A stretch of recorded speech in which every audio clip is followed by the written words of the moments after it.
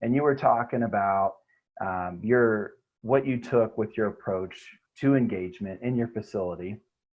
Can you share with our viewers how you began to see all that setup and prep time as more than just work that you had to do before you went and did things with your folks that you were helping? Yeah, sure. Like what missed opportunities we had through the years that now we don't have to miss, because you sit in the room with your the other activities folks and your staff, and we're like, quick, we got to do this, and we have these programs to run, and then we've got to do this, and we're like, oh my god, I have 75 more beats to do. And it was just like, when we went there, like, part of this thing was showing you how every prep can be an engagement and can be a program, and you can grab those folks who are sitting in the hall doing and almost asleep, and it's like, I'll go up to them with a laundry basket full of stuff I just bought that needed all the stuff clipped off of it, and spend 45 minutes just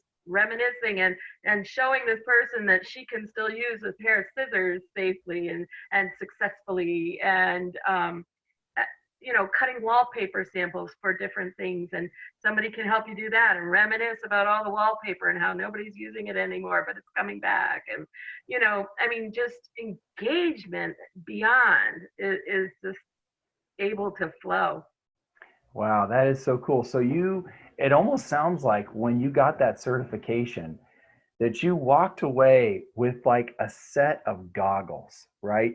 That when you put them on, you just saw all of the potential in just about everything in the environment that you were working in and how it could be used for engagement.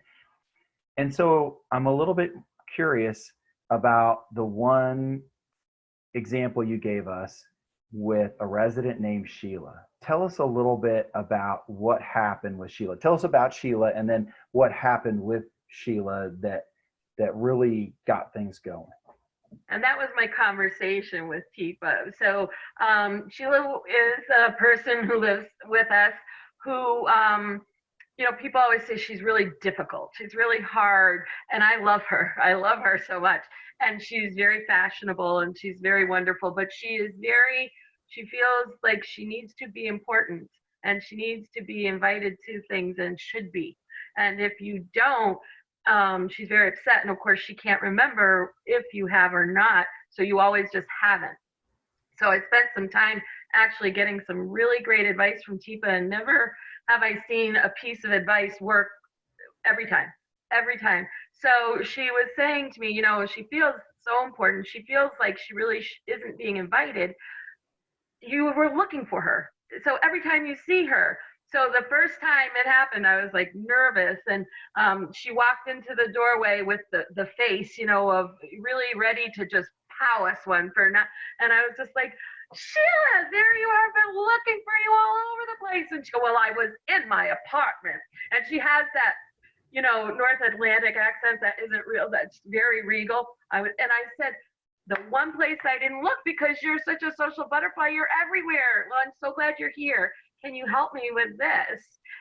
And every time, and it's such a great thing because it's genuine. I love seeing Sheila, and you don't want her to feel like you're, being, ingenuine. So every time I am genuine, and I tell my staff to be, and they have great results with it.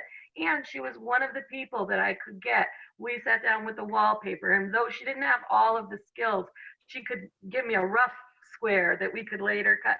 And every time I asked for her help, she was right there. And even if somebody said Sheila's in a mood, and I'd be like, well, let me see and then let me go down and find her and ask her to help me with this. And it was like one of those, the bright light comes from the sky and says, beautiful, what a beautiful change for her and for her life and for us, yeah. Yeah, that is so cool.